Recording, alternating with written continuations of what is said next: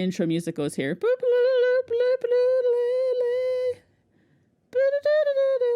There, that's the music. That'll do. That's good, right? Perfect. Perfect. That's what I thought. What if this is just our intro? I don't know. I don't work here. Nailed it. My name is Bear. This is my voice. My name is pStabs. This is my voice. Hi, I'm Panda. Is that your voice? No, it's my butt. We're mature, clearly. Clearly, he's the mature one of us. Yeah, this is our first ever podcast. None of us know how to do podcasting. We figure we'll just sit around and talk about stuff. And yeah, we've named it experience levels. So if you're listening to this is episode 0. We don't know what we're doing. Official title, not official title. Okay. That's the intro, I guess, or something. Now what? Now what happens in podcasts? We get sound effects from Panda. Jesus Christ. Oh, wait. Are we allowed to swear on our podcast? I'm going to say yes. Panda, you've listened to podcasts, right? Jesus What? Christ, I swear word. You've never listened to a podcast? I've watched podcasts. Okay. About it. Do they swear on them? I guess so, yeah. All right. Then we're fine. That Frenemies one with Trisha Paytas and whoever that guy is, they swear on there, so I figured we could probably swear on ours. Yeah, I used to get in a lot of trouble from my mom if I would take the Lord's name in vain, Bear. So Jesus Christ was definitely a swear. I legit get slapped by my friend's dad if I say it in vain like that around him. Yeah. Like legitimate, like I get smacked in the face. Yeah. Because he is a very devout Catholic. Yeah, like if I say Jesus Christ, I might as well have just said motherfucker. Like I could get away with saying holy shit fuck in front of him. He would not bat an eye. You don't say the JC in front of him. Yeah, in my family, they're the same. They're the same kind of like things. I didn't think about cats interrupting podcasts and things. But Moss is definitely around and visiting. Okay, so I asked you guys to come up with topics for things. Yeah, I didn't sign up for homework. Yeah, well, I did. I wrote it down. Bear even took notes. And Panda, I know beforehand you were doing some research. Yeah, it's called Google what to talk about on a podcast. We talk about whatever here, right? We're going to talk about gaming and pop culture. Bear, would you like to go first? Sure. Do we need to do any kind of other introductions about ourselves or anything? Because it is the first episode. This is a kind of like an aside thing. I'll probably end up I'm going to cut a lot of this shit out, by the way, right? Like, or maybe I won't. Maybe I'll just leave it here. I don't know. Sure. Yeah, we could maybe tell people about us a little bit. Just a little bit, maybe, because you're a new dad, right? And like, I think that because like when we named it experience levels, we kind of have different experience levels, like legit, right? So maybe, I don't know, explain about yourself a little bit. Sure. Experience level. My daughter came home yesterday she spent 5 weeks in the NICU. She was born 32 weeks, 4 days. So 5 weeks in the NICU. So I'm sleep deprived. It's wonderful. I play video games. I've been playing video games for, I don't know, over 20 years, I would say. First real video game that I would consider that I got really into was Link to the Past. The Legend of Zelda Link to the Past for Super Nintendo. And I played that game a whole bunch when I was a kid. And now I mainly play Destiny and Assassin's Creed games. So we like Destiny. What about you, Panda? Do you want to introduce yourself a little bit? My name is Juan Said Panda, or Panda, as most people will call me. Not all. I have 0 children that I know of. I've been gaming for roughly 25 years. Watching all kinds of movies and reading comics for about 10 years now, like really actually reading comics and graphic novels and stuff. Was in the army for 6 years. Traveled around the world twice. My first serious game that I really played, I would say, would be like Super Mario All-Stars on the Super Nintendo. Mostly was Super Mario World with a little bit of 3 in there. Great game. Yeah. I used to play Super Mario World in my drafting class in high school. I can talk about that later. Very nice. Who are you? Who am I? I'm pStabs, not pStabs. pStabs. I have not been gaming for very long. Daily gaming has been in spurts throughout my adulthood. More and as I stutter around, probably for the past I've been streaming for 3 years, so I've been playing games for 3 years pretty much every day. But before that, I'd say I'd play a game for like 3 or 4 months, and then I wouldn't play games again for another year or more. So I'm kind of relatively new to it. I'm also the oldest one of us, and I'm the one that's exiting a marriage of more than 10 years too. So there's that. And yeah, my first ever video game was Duck Hunt on our big TV. I played it by putting the gun against the TV. I was really good at it that way. Cheater. I never have completed a Mario game, and I struggled to get past the first world ever. The first hole. So I watched my brother and younger sister, my older brother and younger sister, play a lot of Mario growing up. And but the first game that I played like a lot of was Sims 2. And that was pretty much the first game that I've played on my own. And yeah, and now I play a lot of Destiny and some Minecraft. And that's pretty much it. Well, okay, that's our introductions. Sweet. That sounds good, right? People know us now? Yeah, sounds good. So Bear, both of you stream. We should get that out. Yeah, we could. I said that, but Panda also streams, and he doesn't like to promote himself. So I'll just no idea what you're talking about. I'll just edit this part in and stuff, right? So once at Panda on twitch.tv, and I'm pStabs, twitch.tv, and yeah, so it's underscores for Panda. So Juan _sad_Panda. There'll be links and stuff, I'm sure, in places. But yeah, we've both been streaming for about 3 years, approximately, on Twitch. And Bear doesn't stream on Twitch, but he has streamed on Twitch. Correct. So, I'm more of a watcher, a consumer.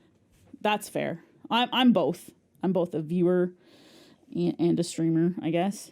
And yeah, okay. So that's who we are. Bear, do you want to start with your first topic then? Or the topic that you picked? Sure, yeah. Just because you're in the first box, like on the screen. Sure, no, that's fine. So I watch a lot of speedrunning videos. Okay. Or not videos, but streams. So, and I'm mainly Zelda ones and a couple Mario ones. That's like, besides you guys, that's probably the majority of stuff that I watch on Twitch. And I had a topic that I think Shante had brought up, because I know he watches SpongeBob speedrunning, and he was saying that there was a discovery on the actual physical disc. If it was like smudged in a certain place, it made it easier to void out or get into out of bounds in the actual game.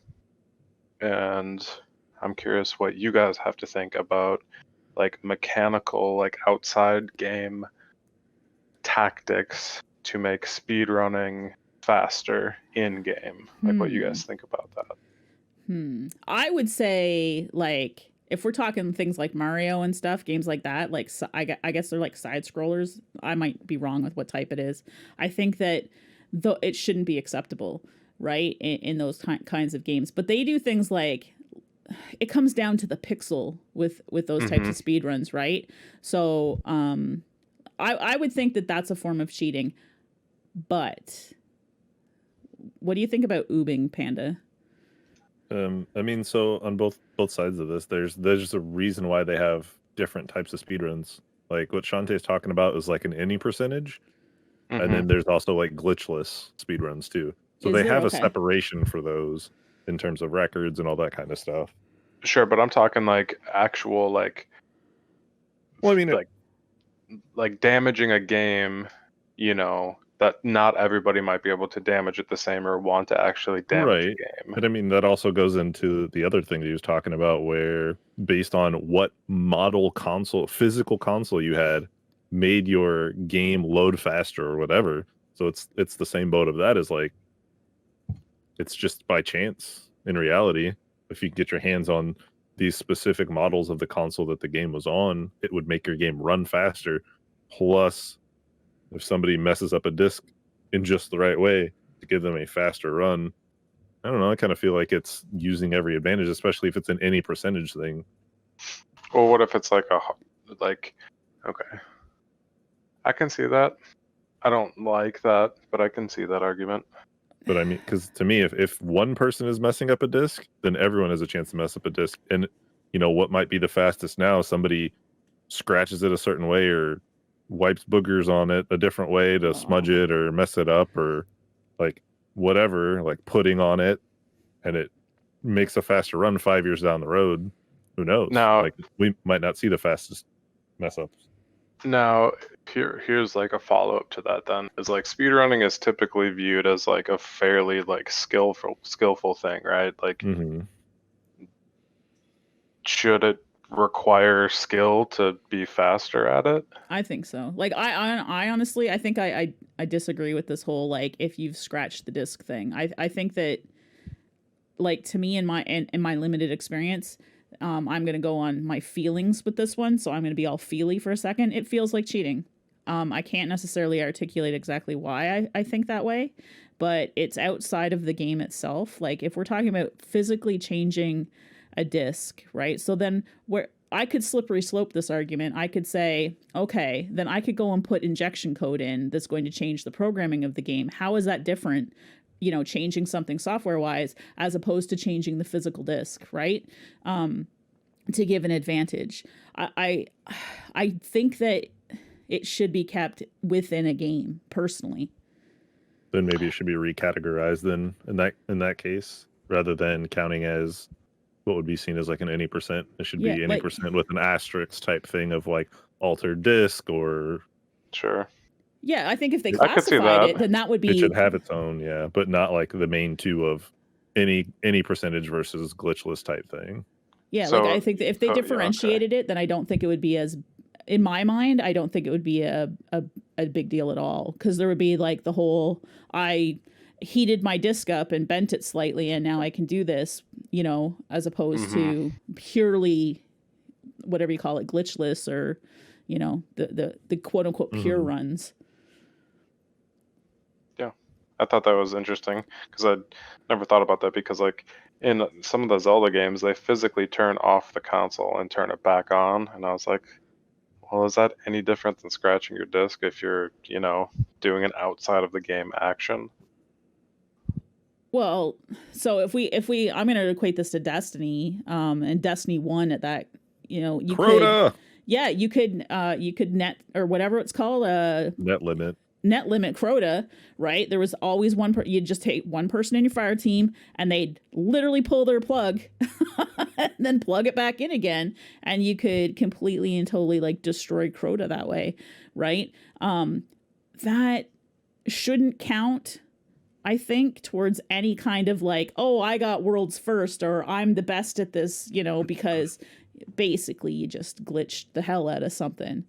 Right. I mean, you had something like that in Destiny 2, back in Scourge of the Past with the tanks in the third encounter, where you'd get two people with differentiating connection speeds to swap tanks. Okay. In that encounter, and it would basically just melt the boss instantly. Why weren't we doing it that way? I'm teasing. Like, I don't know. I think because it's an outside of the game thing, whereas like inside the game, Like they're not pulling a network plug. They're not. Yeah, I think that I don't know. Now I'm questioning my own arguments, and now I'm So, torn again. I think kind of, maybe to try to help you articulate. Yeah. Like, I think if anything, in terms of speed runs, like it should only really count as like true pure speed runs of like the glitchless any percentage type. You're not oobing, you're not using any sort of tricks or anything like that to just play the game and break it. Yeah, I think that's what I think that's what Some I'm of the saying. most- Yeah. I do want to add some one of the thing real most- quick, if I can, Bear, for people that might be listening that are like me. Oob means out of bounds. Just Good point. add that Yes. in there. Some of the most popular speedruns, though, they do a lot of out of bounces and like weird, what people would consider glitches, but you can just play the game a certain way and it does it, so it's considered not a glitch. It's super weird what a glitch is and what a glitch isn't. I think one of the things that they probably see it as is like, is it recreatable? And that's why it's not perceived as a glitch, because it's just, I think it's more seen as like an exploit. Yeah, a cheese or It's something, like- right? Yeah. Yeah, essentially. It's absolutely insane if you watch some of the speedruns, how fast they can do stuff, and it's all based on angles and where they are in the game. And yeah, Like it's pretty the nuts. classic Mario backwards jump up the steps. Yeah, and you have to be like, I watched some things on that it's just incredible to me. For me, who falls down the first hole in Mario, right? And these guys are like done the game in like, I don't even know what the current world record is, like a minute or might be 2 minutes. I have no idea, right? It is fast. It literally comes down to whether or not you've hit a specific pixel or not.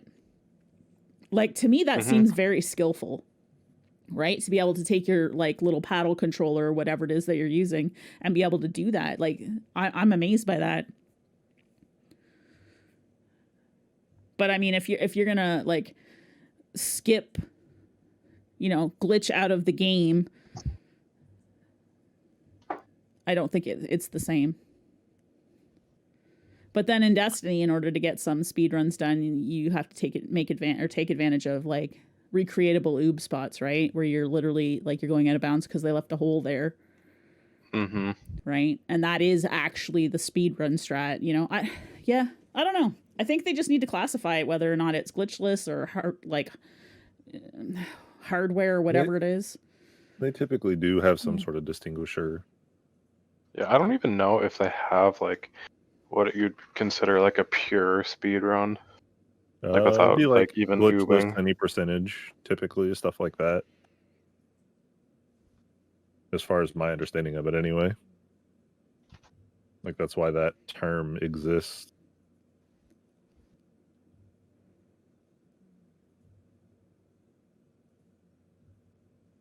So what do you think, though, Bear? That was kind of like my topic that I thought of. That's I did have fine. like another one that revolved around speedrunning, but that on. Well, you don't have to say it if you don't want to. And we're allowed to just take breaks, by the way, too, because I mean, Okay. it will get edited.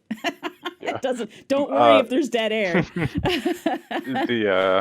The other thing that I thought of revolving around speedruns is like Breath of the Wild right now, 100% Breath of the Wild speedrun is anywhere from like 20 to 24 hours, and it's broken. Sorry, you cut out. And what? When I think about speedruns that are that long, like You said 24 hours and you cut out there. Yeah. oh sorry, yeah, so speedruns that can last 24 hours and they get like 3 breaks that they can take over 2 days or something like that. Well, I actually think that's kind of cool, right? Because like, Did I isn't cut Breath out of the again? Wild like an insanely long game, like 300 and something hours or something or more? Depends on how you play it. Like, what kind of percentage is this on their speedrun? Is it like main story kind of thing, Bear, or is it like 100% or 100%. so doing everything like 100% completion in the game? Like 24 hours on a 300 plus hour game feels short to me. Like, If you look at like the percentage of what an average playthrough is compared to the speedrun time, yeah. it makes sense. Like, I But just I look at was how gonna long it say- takes me to play a video game, right? Like, Panda and I both played Mass Effect 1 kind of, and I logged like 60 hours and he's done it in like a stream and a half, right? No, it wasn't that fast. It was 2 I mean, the Citadel alone is like 16 hours. Is it? You know, I'm gonna No, look. it's like an hour, but the Citadel itself, it literally is completely unskippable, and you have to walk around and talk to everyone and their mom. And it's All just right, like, that is true. can we leave yet? And I do think I spent like I spent more than a stream being lost in the Citadel. Well, I mean, that's the difference, though, is I've played the game before. You haven't. You have none of this prior knowledge. I'm just like, I sort of kind of remember where to go. So my Mass Effect playthrough was 40 hours long. So I'm looking on Twitch Tracker right now because I just want to see to compare. So mine was 40 hours. I'm gonna look up Pandas right now too. Fuck it, we're doing it live. Although you've played more games than me, so we'll see if I can actually find it. I like my single player games. Yeah, I'm waiting for things. So if I'm at 4, and that's 40 hours is actually a short playthrough for me because a lot of games like have a lot more hours in it than that. Okay, so you got 1,000 hours of Destiny. Okay, here we got Mass Effect 2 and 3. Where's Mass Effect 1? Mass Effect. You 25.6 hours. So 25 hours versus my 40. Right? Like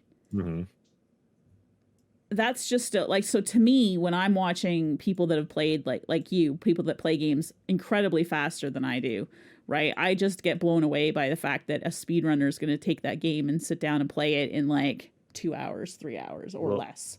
Right? I mean, you kind of have to look at it the same way as like how professional athletes are just so much faster than collegiate or high school athletes and things. Is just practice and practice and practice and practice. It's just repetition, and this is easier than athletes. I would say it's close to like a musician nailing a piece. True. Like once they get that piece completely perfected. Like granted, with music you have to keep a particular time, but they could play it faster and faster and faster if they wanted to. So when I was taking piano, because I had to take piano when I was younger, I had some songs that I learned, and I'd have to practice them every day, right? My mom would be like, we're paying for piano lessons. You have to make sure you practice. And so I'd have to practice for like an hour, hour and a half, whatever time was. And I would just practice the same songs over and over again, but I would just do them as fast as I could do them, as error-free as I could do them. And I literally wouldn't care about the timing. And my teacher got really angry with me because I'd sit down and she'd be like, how'd you practice? And I'd be like, oh, and I would just play the song as 700 times over an hour. Right, exactly. Just so fast. And she literally told me I was just making noise.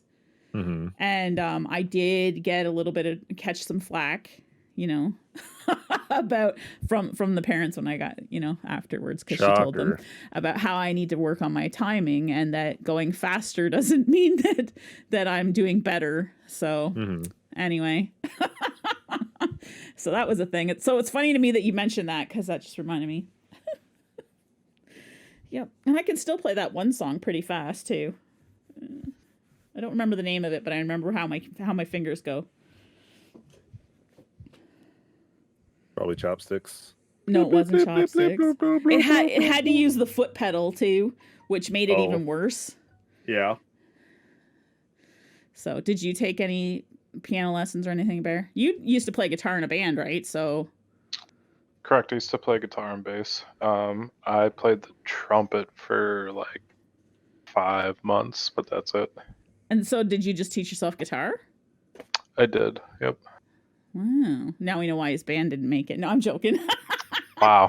See, if he wasn't playing the trumpet. Yeah, that's true. That's true. Should have been a ska band instead of a metal band. Oh, hell yeah. And you took what'd you take for music? Piano? Yeah, I took like a year or 2 years of piano in like 3rd and 4th grade. Because going to a private school didn't have any like mandatory music classes or courses or anything like that. So yeah, this was at my parents' behest and forcefulness, just because we had a piano in the house. Yeah. Isn't it weird that parents like force their kids to take like musical instruments lessons? Like, I think that's weird. Somewhat. Like, I mean, and I think it's also kind of towards the whole, kids aren't typically going to want to try these things, but if they do have some sort of musical aptitude, it might be good to foster it in a way. Yeah, like I think that it's good that parents often have their kids doing extracurricular activities, right? No matter what it is, even if it takes them a little bit to find something that their kid is interested in.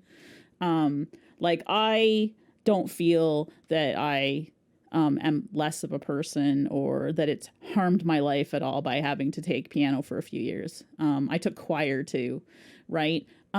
Like it was not necessarily something choir I was interested in, but it wasn't really necessarily something I was interested in piano. But I mean, and I wasn't really that great at it either, but it still gave me something to do that was outside of school and outside of church. And like church was really, really consuming time wise. So it was sort of a break, right? So I didn't mind it at all. I would have liked to have taken, I think if I had my choice, to like if I had do-overs, I probably would have spoken up a little bit more about getting more into like gymnastics or something like that when I was younger instead of piano, because it would have helped me a little bit more with cheerleading and rugby, because I was a little more sportsy than artsy. But all in all, I don't think it's a bad thing to have your kids do extracurriculars. No, it's good to kind of like spread it around and give them the opportunity to try out different things and see what they like and see what they enjoy. Now, when you're like, hey, play piano, and you can't quit for 10 years, that's a little much in my opinion. Yeah, or play piano and you have to, get your conservatory and that you're expected to do all of these, competitions and stuff. That's different. One of the things though I think that's tough, and this is me, I've never been a parent, by the way, just disclaimer, but I know some parents. I have a lot of nieces, but I think one of the things that's tough is when parents invest a lot of money into something like gymnastics, for example. You can't just sign up for like 3 or 4 classes, right? You pretty much have to pay for a season, and it's fairly expensive. So I get why parents are going to like, you have to commit to this.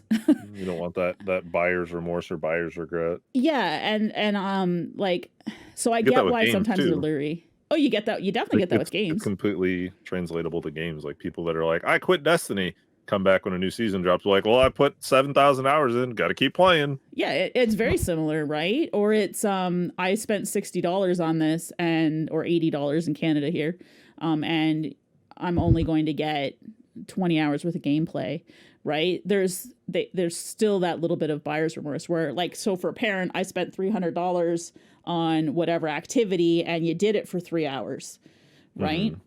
So it's translatable, I think. I think there's just so many good benefits of extracurricular activities. I think, Bear, if you're, when you're thinking about your daughter later in life, you should try to throw her into at least a couple things. Maybe not all at the same time, like don't do 7 or 8 activities. No, teach her how to multitask. Yeah. She'll learn multitasking when she's grinding out his dailies in Destiny. Yeah, that's right. While also practicing her violin and piano simultaneously. And also gymnastics. While painting.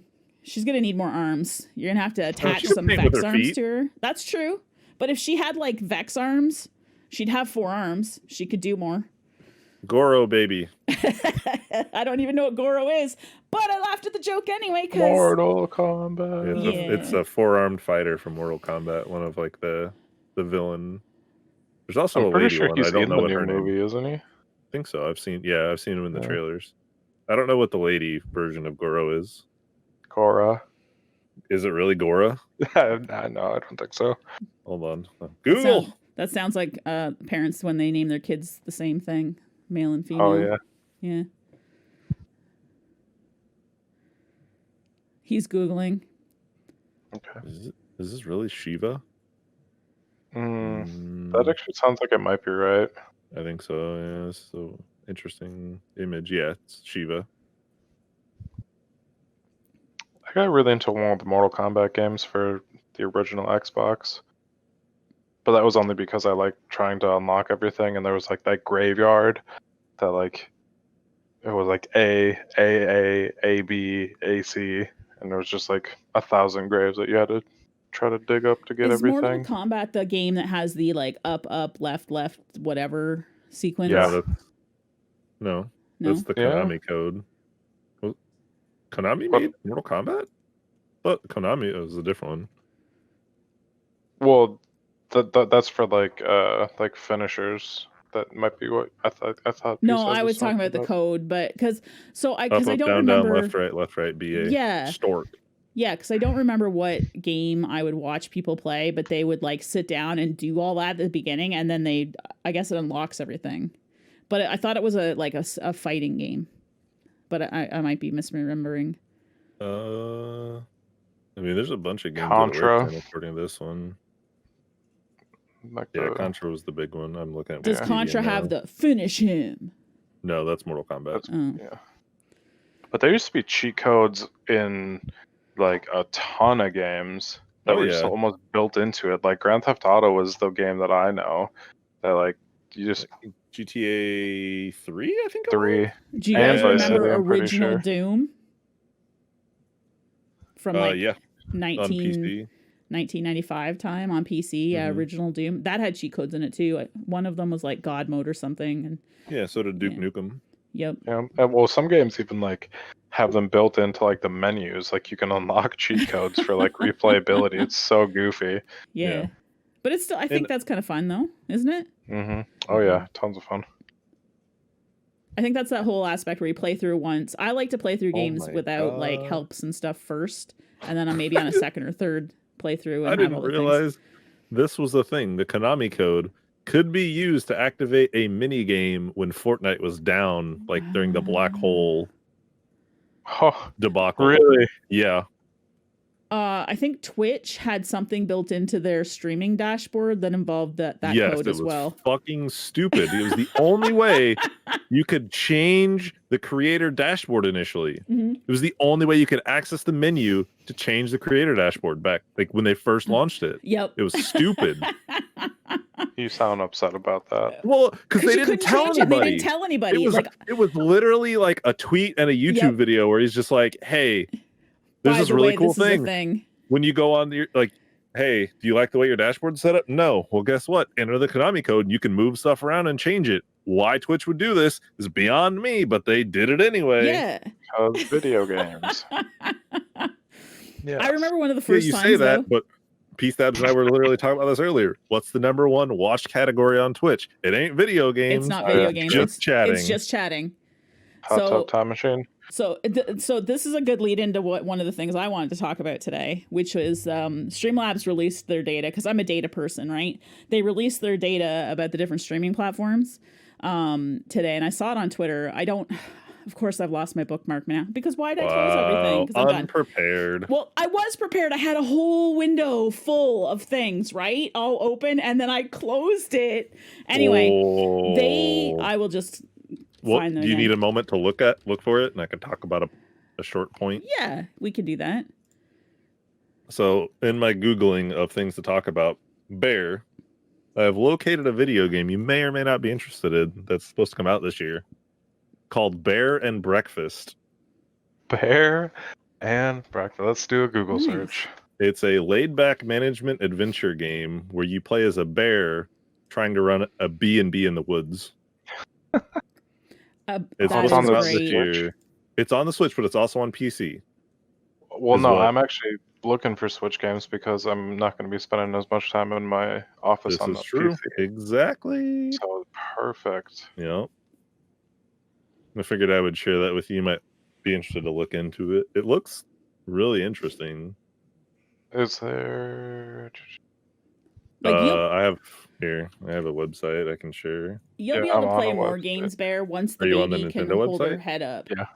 Okay, that was the one I had. Like when she can hold her head up, then you can put her in the snuggie at the front there. You'll be able to play controller easy. Oh yeah, for sure. Well, and obviously she's been home for like 30 hours, so it's time. We're figuring it out. It's time.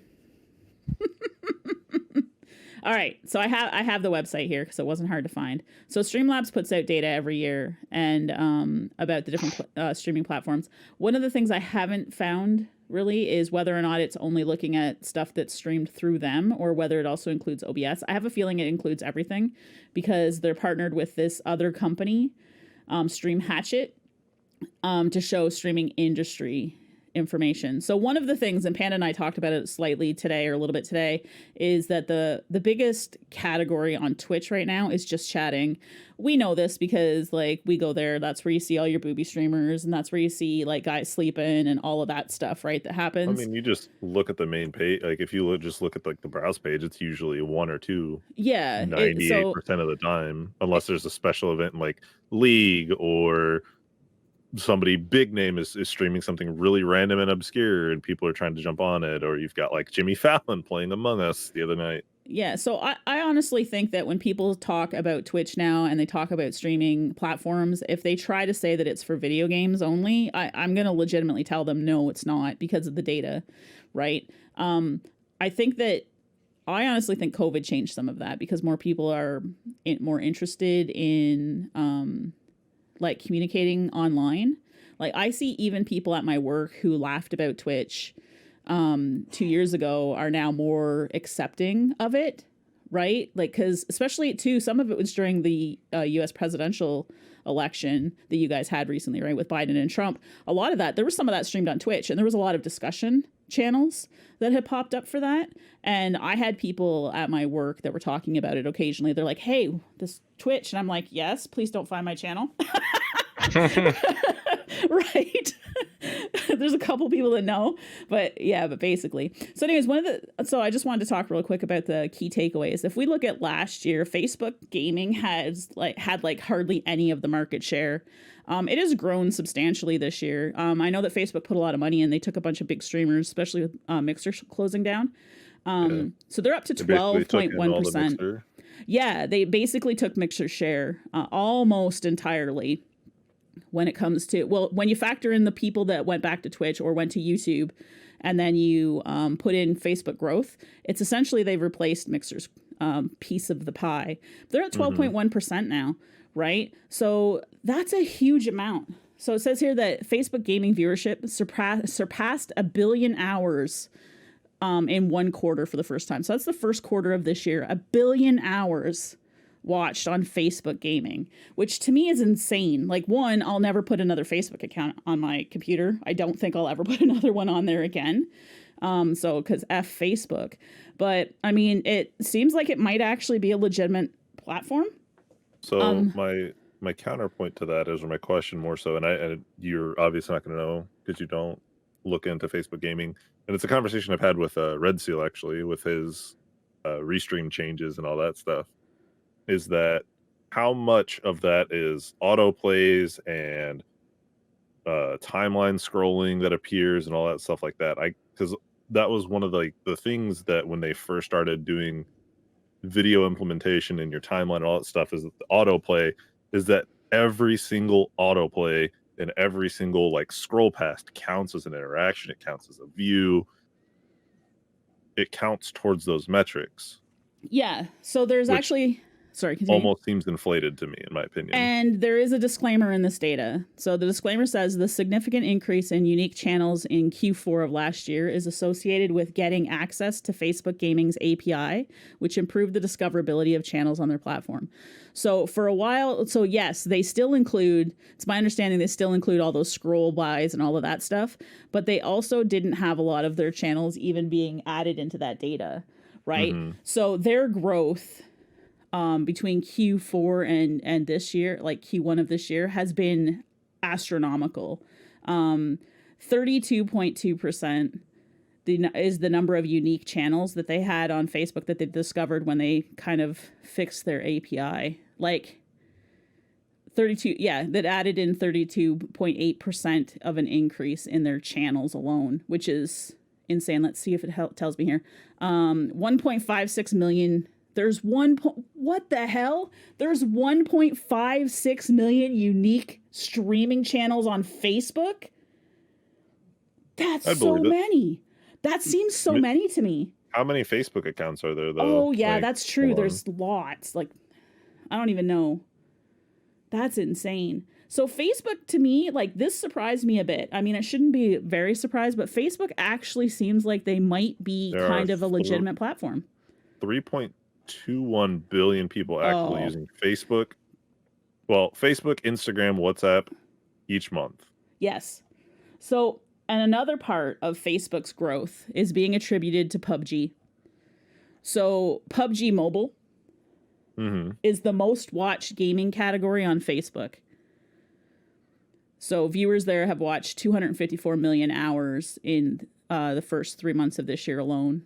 So, PUBG is a mobile game? Yeah. There is a mobile version of it, just like there is for Call of Duty. Interesting. And Fortnite, I think. Well, Fortnite mobile is the same. Like that's all the same. Mobile or console or PC. It's all together. Like I could play on my phone with somebody that's playing on a PC and also playing like a third person on their Switch, and we could all be in the same lobby together. And you That's can't do cool. that with PUBG because you're mobile against mobile, right? Right. Okay. As But- far as my understanding of PUBG, anyway. You know what I'm curious about with that number of live things on Facebook there? Yeah. I'm curious how many of them are like a one-time thing, because like my mom has gone live on Facebook before to like show me like the moon once. Well, and Right, they're but not like going to these are qualify that. specific to gaming channels, though. Like you have to quantify it. Like you basically have to set up a sister account or like a neighboring account that says, "Hey, this is my gaming account." Yeah. Okay. There's that many? God. Yeah. Wow. Isn't that insane? Like, it's way more than I thought it was going to be ever. Like, it's kind of incredible to me. Is it going to make me watch Facebook? No. I have watched, so Panda has a friend named Drew who sometimes, I call him a streaming hipster because he basically doesn't want to do what's popular. He doesn't, he like, if... Well, he wants,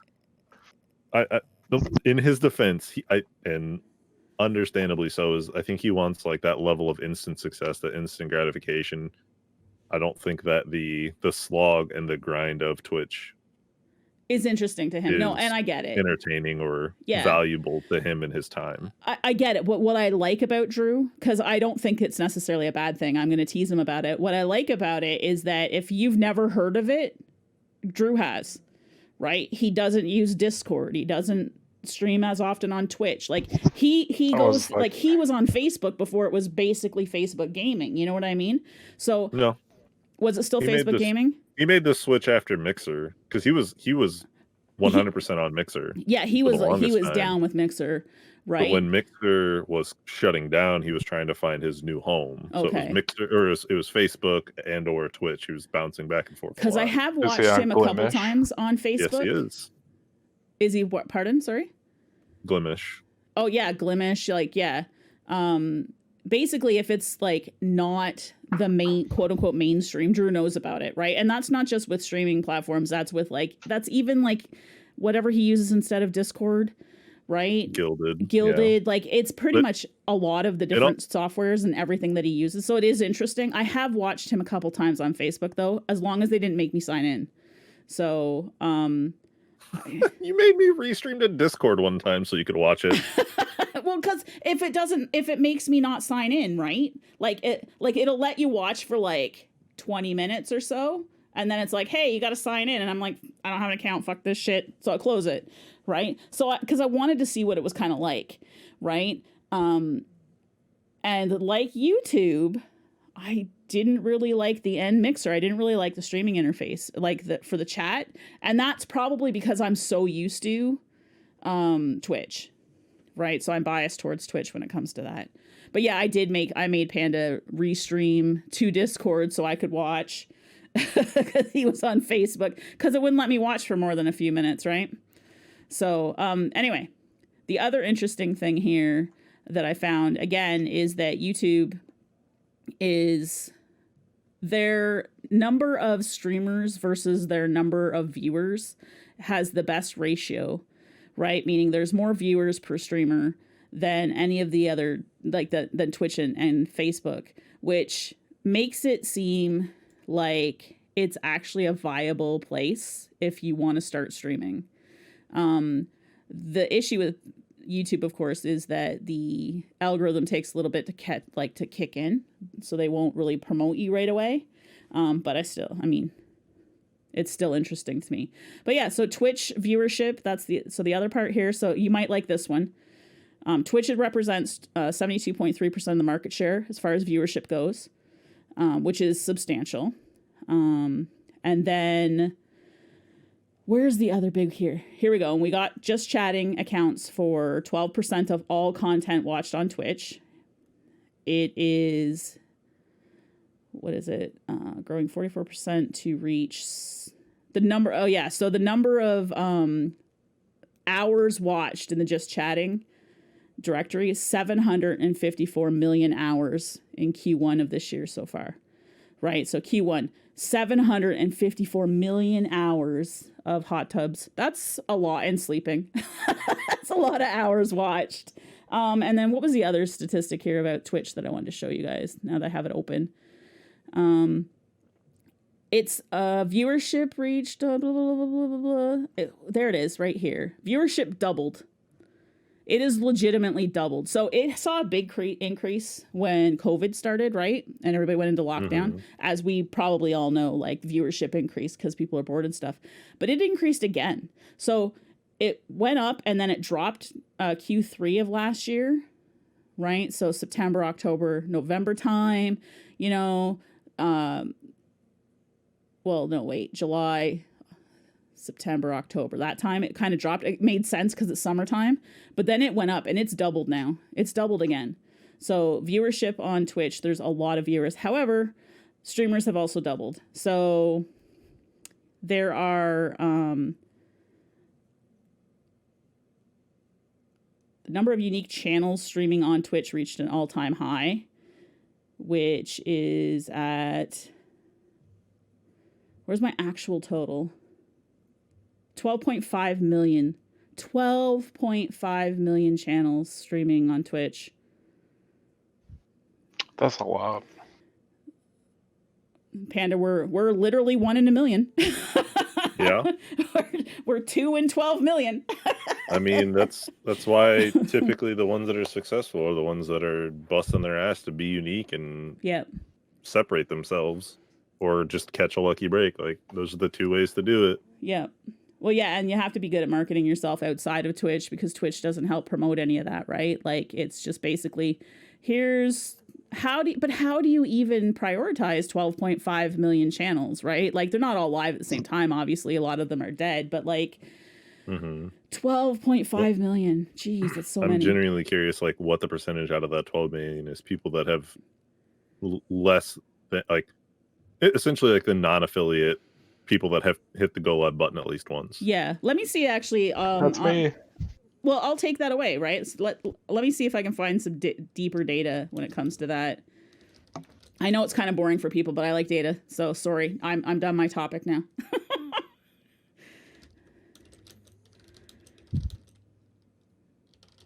I was trying to find new games that are coming out in the next year that, like, I'm genuinely interested in. I couldn't really find a whole lot in terms of games that are coming out. There's really only one that genuinely has me interested. That's like a unique, like a brand new intellectual property at that. And in doing so, I was also looking at IGN articles and stuff for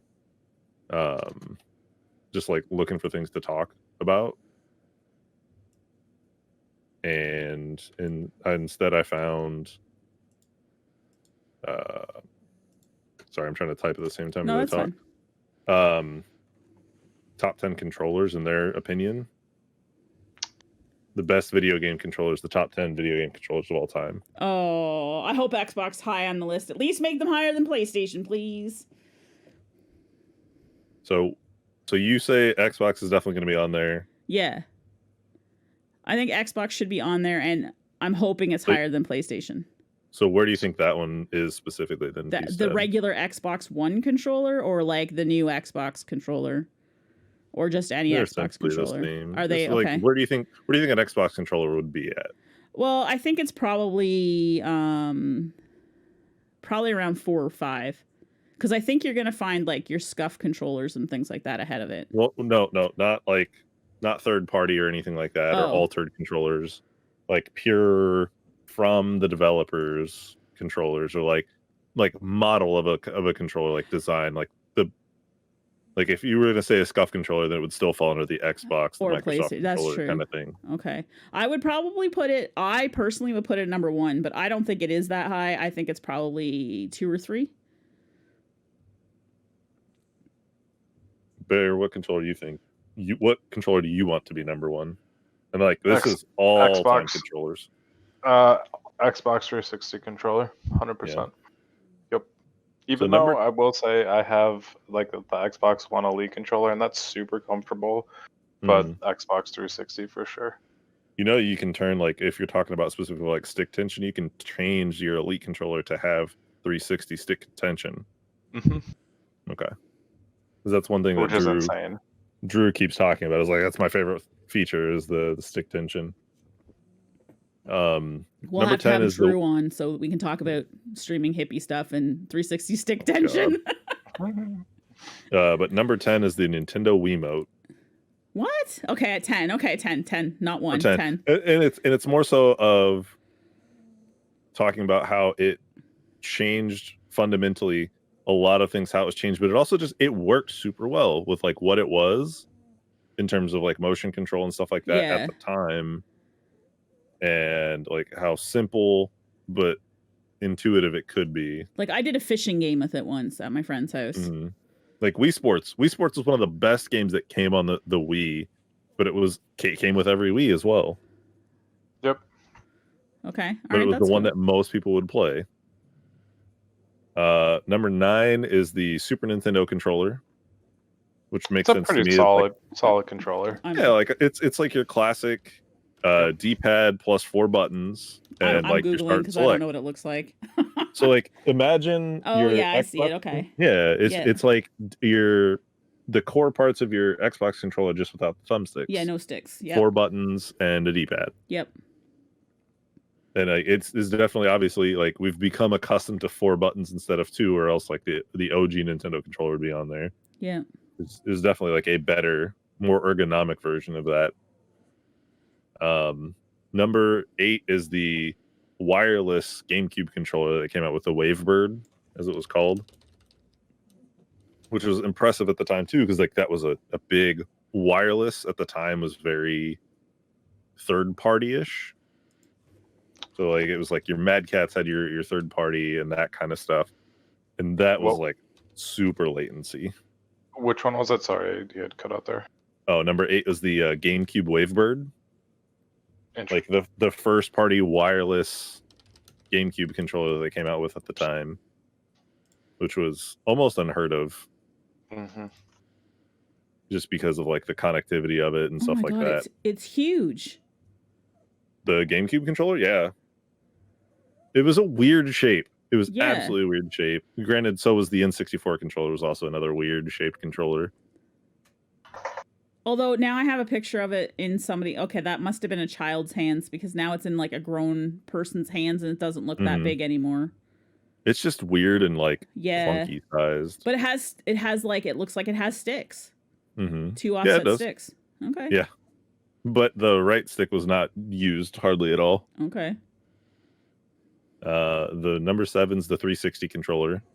That's got to be higher up. I disagree. I have to look and see which one it looks like specifically. Xbox 360.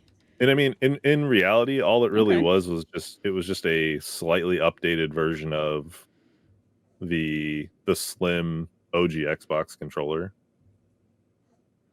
It was the most comfortable controller. You think that's more comfortable than the Xbox One controller? Yes. Interesting. I have a 360 controller next to me. I don't think I've never held a 360 controller. My 360 controllers are in the other room. I'm not going to get up to get them. Number 6 is the Pro controller for the Switch. Switch Pro controller. That one I have. I mean, it's very similar to an Xbox One controller. I mean, it's definitely better than using the fucking slide the Joy-Cons onto this thing that the Switch actually comes with. Okay. Yeah. That thing is made for toddler hands, in my opinion. Number 5 is the PlayStation 5 DualSense controller. Yep. I have zero interaction with that at all. If the top 5 are all PlayStation controllers, I'm going to be upset. I'm just going to throw that out there. I'm still holding hope for the Xbox One controller to be on there. I don't like what I don't like about the PS5 controller, not that I've ever held it, I don't like that there's no offset sticks. I really, really, really like the offset sticks on my Xbox controller, and I thought at first like that was the reason I wouldn't touch an Xbox controller, was because of those offset sticks, right? And now I'm just like, I don't want to hold my PlayStation controller because it's simply not comfortable because of the sticks aren't like, yeah. And I mean, like PlayStation hasn't essentially changed the design of their controller since the PlayStation 1 DualSense or the DualShock controller. Well, the 5s look a little bigger. Like they actually look a little more sturdier than my 4 controller. The physical look of it, yes, but button layouts has not changed. Yep, same. Other than like they added, okay, I will say with like the PS4 they added that touchpad as one of the buttons, and like they changed like the share and the what's the other button? I can't remember, like option or whatever. Yeah, they got options and share, and then they got their PS button in the middle, and then they got the big button one in the middle. Yeah, like that was all new with the PS4 compared to the PS3. The PS3 controller literally was just like a carbon copy of the PS2 controller. But yeah, overall, like the main pieces of a PlayStation controller have not changed since the PlayStation 1 in my mind. Like your square, triangle, cross, circle, your D-pad, and your thumbsticks, and your R1, L1, L2, L1, or whatever other one I missed. Like those fundamentally have not changed much. I think they have better like trigger stops and stuff like that. And one of the big things that they talk about is that the rumble in the DualSense 5 is insane in terms of levels of it to show, like to pair with games. Is it adjustable? Like immersion and stuff. Well, they're talking about just like the levels of like small to heavy rumble like for immersion. I got based on what's going on in game. Number 4 is the adaptive controller by Xbox, which is super cool. Actually, that's their accessibility controller, essentially. Okay. Oh yeah, I've seen that. Xbox, what's it called? Adaptive controller. There we go. Xbox adaptive controller, yeah. Which is huge in my opinion in terms of like good on a major industry company to finally do something to enable all gamers. That actually looks really cool. Like a ton of stuff into it. You can essentially plug whatever works for the individual into it in some way, shape, or form. Is there one for me, even though I don't have any special needs or anything other than I suck at games, that maybe would help me be better? I mean, you could basically order that and turn it into like you could turn like your desk into like a big controller. I could like jump with my foot. Yeah, you could get like a foot pedal, tap and hold it. See, that would that'd be so great. Now, before we get to the top 3, they do have what they call like honorable mentions, and I'm gonna put them. I hope my Xbox controller's not on the honorable mention list. I have a couple pictures that I'm gonna share. I'll put them in the podcast channel. Okay. When I get to that point, the first one is like the OG Duke controller, so that's like the gigantic controller that they had on the original Xbox back in the day. Like it was not massive, and it was not comfortable for most people. Like me, I was fine. I have bigger hands. That did have a black and white button though that I'm pretty sure they got rid of. So the black and white buttons turned into the bumpers. They had black and white on the slim controller, still had black and white. But when they moved from original Xbox to 360, they turned those into the bumpers. Oh my god, it is massive. Cool. I didn't know that. Oh yeah, look at the buttons, the black and white one above the colored buttons. I see it. And then there's some below. Yeah. Was GameCube on here on this list yet? This image. What's Yeah, up? he said GameCube. He did? Yeah. Okay. So the first really weird honorable mention is this controller from the Taste the Pain game that was released alongside Wu-Tang Shaolin Style. So that's a Wu-Tang controller. Mm-hmm. That was a PlayStation 1 controller. What they call the cutest controller is from Dragon Quest Slime. Oh, it is cute. Look at it. That looks awful. It came with a stand. So like you could display it normally like on the left, and then you could pick it up and basically the controls were its butt. I love it. I love it. I want to play Destiny with it. Except the sticks aren't offset. The last like weird controller they have on here is the Resident Evil 4 for GameCube. Is the chainsaw controller. That's so great. Interesting. And then last they talk about like the Nyko, the old school Nyko controllers where they had airflow was the branding on it, which essentially had built-in fans that would push air out on your hands, which I loved because my hands get sweaty when I play some days. Yeah. I wish that they continue to make those games, but they don't, or those controllers, but they don't anymore. And I've talked to pStabs about them before. I know that. Yeah, my hands get real sweaty when I'm playing. Don't you play with a Razer controller? I do. Yeah.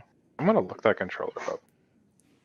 I kind of wish I had splurged for the higher one because it has better paddles, in my opinion, after using this one for a while. Which one do you have? I got the cheaper one. It's like $100. The Wolverine. Hold on, let me get the back. Wolverine Tournament Edition. Why does it have an X on it? Because it's made for Xbox. Oh, okay. It's basically a wired Xbox controller. But it works with PC as well. Is there... Go on. 3 bumpers? No. So inside, those are basically so instead of having the 4 paddles on the back, it has what equates to 2 paddles up next to the triggers, and then the other 2 on the back. Do you use them? I do not. I probably could use one of the top ones as like reload or jump or something like that, but it'd be a matter of like retraining my brain.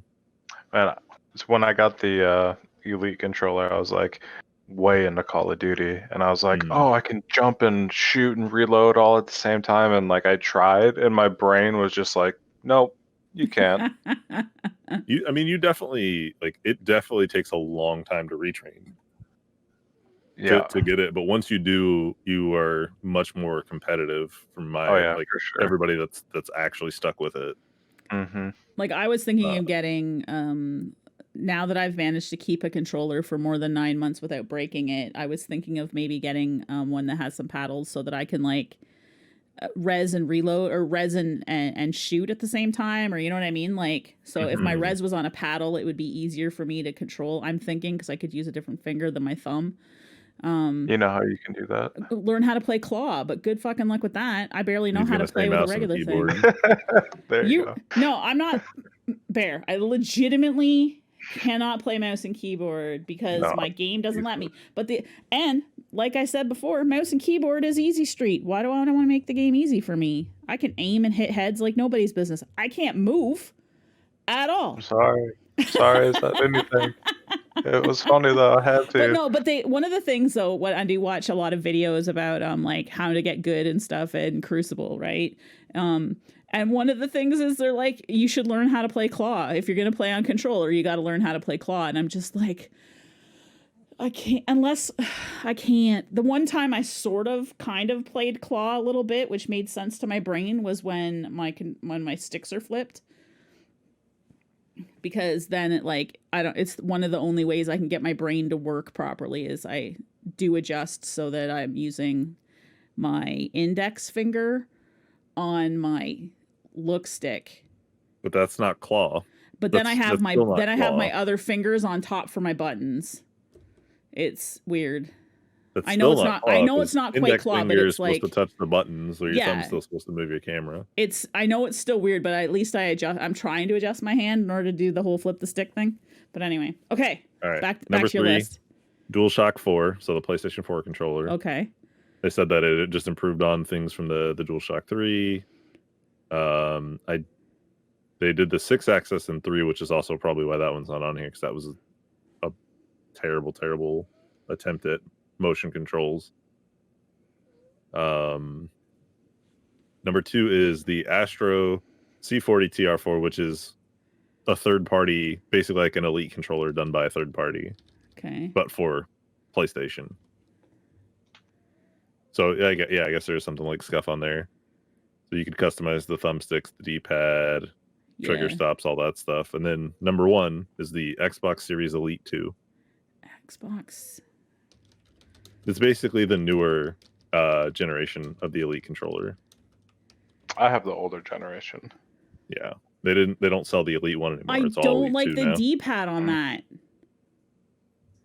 You can swap it to a traditional D-pad. Could I? Okay, I would I have feel to. like in a lot of if you look at like the one where it's like in a case, it Okay. literally has like the old OG, the I regular actually see 4 one direction where D-pad underneath it. with all the different things on it here, the add-ons. Mhm. I would have to swap that out for sure. But I like that it kind of has paddles. So like No, it doesn't it does have paddles. It has 4 paddles on the back.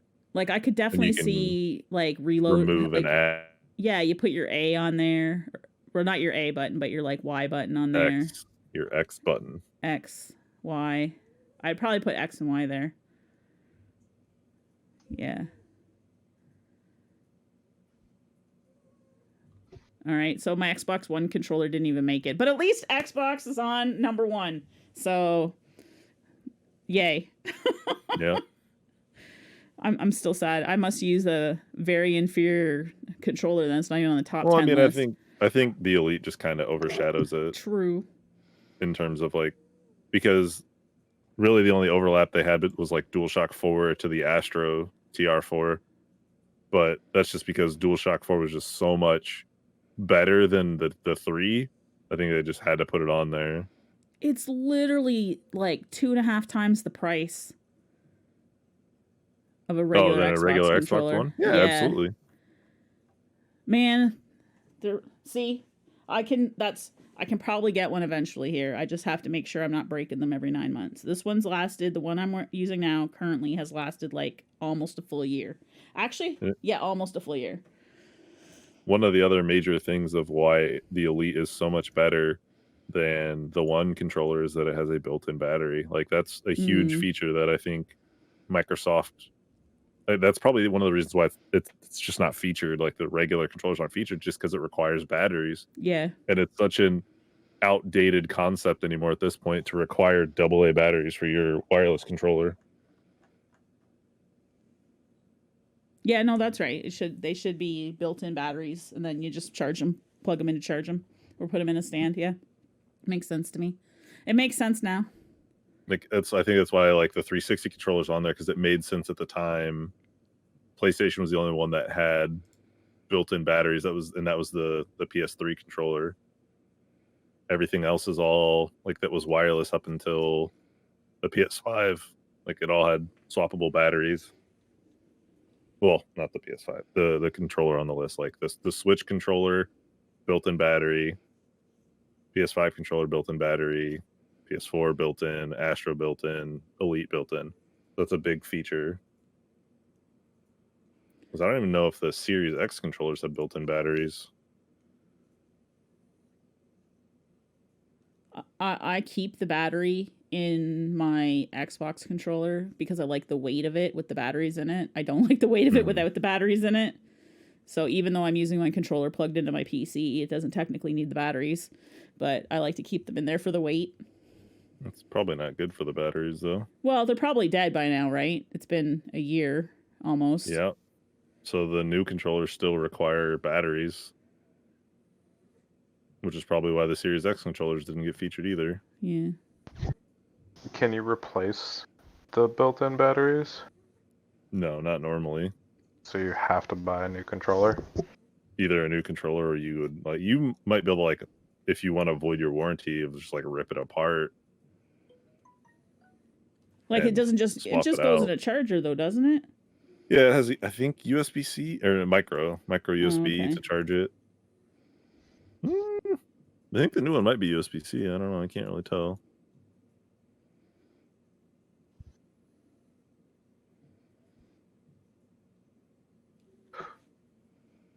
But I mean, gotta it's start wrapping also up here. the like just new battery technology as a whole. Like back in the nickel cadmium days, you weren't supposed to leave stuff plugged in once it was charged. You were supposed to like wait for it to finish charging and then essentially unplug it. Yeah, true. So, do you have another question or do you have another topic, Panda? You're talking about games for a second. Bear said he needs to I go was soon. just saying that there's only one really game that's coming out this year that I'm super excited for. It's called Kena Bridge of Spirits. And fortunately enough, it is going to be on PlayStation 4. So I don't have to try to find a PS5, but it looks really good, and I'm super excited for it. It comes out in August. What kind of What game is it called? Kena Bridge of Spirits. It's an action like adventure type game, it looks like. Is it like, so what's it like? What's an existing game that I would know that it's like? I couldn't tell you. I can't. The thing looks adorable. Right? So is it like a Zelda game? I don't think it's as open world as like current Zelda stuff. There's only one Zelda game that's open world, and that's what everybody thinks Zelda Breath games of the are. It's so Wild. frustrating. Yeah. I mean, but not really. Like you had well, I guess open world like Breath of the Wild, where it's like so free. but It's not linear in any way. God, what was the other one? What was the boat one? That one was open world. That was on the DS. Breath of the Wild is the Zelda game that I think looks the cutest, so it's the one I know of. I don't know about any other Zelda game. What are you guys talking about? Wind Waker? Wind Waker's one of them. That was the boat one. There was another one that was on the Switch, I thought. Or not the Switch. Oh, you're thinking of Spirit Tracks and Phantom Hourglass? Phantom Hourglass, that was it. Those are trash games. I don't talk about those games. But I mean, it still had open world elements to it. And I think Phantom Hourglass is the Zelda I've played the most of, to be completely honest. That no wonder why you've never played any Zelda games. I mean, I've tried to play OG Zeldas and stuff like that. I just lose all attention span where I have no idea where the fuck to go. Getting shot at by spiky head dudes shooting balls at me nonstop. Every time I come back to an area, they've respawned, and I'm just like, I'm over this. Okay, I have one other thing that I wanted to talk to you guys about that I've been sitting on all day, eagerly waiting. I couldn't ask before. What is the deal with Sony wanting to make a remaster of The Last of Us? Did you guys hear about this? Well, but so there's all sorts of memes online, and they are actually legitimately making me laugh about comparing The Last of Us and GTA 5 and Skyrim, right? Because they just keep remastering these games. Online right now on Twitter, for a little while today, at least it was, and a little bit yesterday, it exploded because I looked and I'm like, why is Days Gone trending? Like, that's that game that I actually enjoyed most of it. I haven't finished playing it yet, and I probably should, but Destiny. But like people are demanding that they make Days Gone instead of Last of Us. But well, apparently they pitched Days Gone 2, and it's been they shut it down. Yeah, so I don't know enough about the story, so no story spoilers. But maybe it finishes in such a way that it doesn't make sense to have a second version of the game, like a continuation. That makes sense to me. Like that could make sense to me. But the reason why I bring this up is because my bigger question is, we seem to like to just rework everything, right? Like we have so many versions of Skyrim. There's so many versions of GTA 5. We're going to get extra, like there was a continuation, so there's Last of Us 2. They've already remastered Last of Us, did they not? And now they're doing it again. We're getting we're getting Well, it's not a remastered Mass remaster Effect. though. It's worded a different way. It's a remake. It's not Oh, a it's remaster. a remake. It's Okay. a remake. What's the difference but then it's between also a remake and a remaster? Updated mechanics. Okay. Changing core things in the game potentially as well. So that comes with a remaster and not a remake? No, that is a remake instead Oh, a of a remake, remake. Remaster is literally just like updated graphics. Okay. You know, they'll polish some things a little bit better. They might fix some extra bugs or something. They might like make the cover system work slightly better, Okay. but it would still fundamentally be the exact same game. I got But it would just look better and potentially operate slightly better. Okay, no, that makes sense to me. But so like we're getting new Mass Effect, and by new I mean it's redone Mass Effects, right? Like so part of the rationale is Mass Effect 1 has never been on a Sony product. Yep. So Sony fanboys have never had the opportunity to play Mass Effect 1. Like, it fills part of a spot, and I think it's also been long enough. Like, it was a 360 game and a PlayStation 3 game for all three of those. Well, no, I think 3 came out on the one. But the first 2 were 360 games. So we're now there's been a generational gap for 2 of those games now. Yeah, and even with Dragon Age, right? Like, Inquisition was on a different system than Origins and 2, right? So, yeah, I get that. But I think my overall question for this is it doesn't just extend to movies or to video games that we're just rehashing stuff. It's movies too, right? Like, you know how I love Spider-Man. There's 50 million Spider-Mans. It's a business thing, though. There's 50 million Batmans. It's a business move. It's a safer bet to remake or remaster or dip back into an existing IP that is already popular and has an existing fan base than to bet on a rogue intellectual property that may or may not succeed, may or may not make you money. Like, it's like the sure bet versus the penny fund. But don't we get tired of the same things? Like, I legitimately I don't want to see another Batman movie, right? Like, I mean, so you say that, but if they were to remaster Destiny tomorrow, you would buy it. Destiny 1. Destiny 1, I absolutely would. It is the exact same thing. I know though. I'm a hypocrite when it comes to this. You. Right? Exactly. So, like, why do we as people just like to redo the same shit over and over again? Like, is it partly like the familiarity thing? Nostalgia, nostalgia, familiarity, better looking. Yeah, because technology has changed, right? Like, even with like, if you go and look at Star Wars, there's the very original version, like Episode 4, right? The VHS version, and even, the really, really old one. Then they did like a remake of it where they added a bunch of shit to it, and I don't like that version. Somebody say VHS Empire Strikes Back? Do you have Episode 4? I have all 3 right here on my shelf. The very original ones were legitimately. Does it even say A New Hope on the VHS? Mind you, it just says Star Wars. It just says Star Wars. Perfect. Best Goodwill purchase I've ever made. It was $1 a piece, and I got Empire Strikes Back, Return of the Jedi, and original Star Wars on VHS. Hell yeah. So with that, right, they did the stupid director's cut, which of course is stupid because Lucas, right? But then they remastered that for DVD, and it's incredible. And I actually really, really like that version. And like, because it's the original movie, but it looks nicer. So I get it, but I'm kind of frustrated in a way because are we out of ideas? Are we as like in the gaming industry? Are we out of ideas? Creatively, absolutely. It's very hard to have a completely unrelated and unique concept or idea. It is very rare for that to happen. Yeah, like even look at our phones, right? We get new phones. Most of us get new phones every year. What's changing on them? They hold more stuff, right? They're better faster. hardware. But they're fundamentally not changing. So maybe we're at that point where we've got like the best design for our controllers and they're not changing much anymore. And we're at the best, of the types of or genres of video games, and they're not changing much anymore, right? It's kind of sad and disappointing at the same time.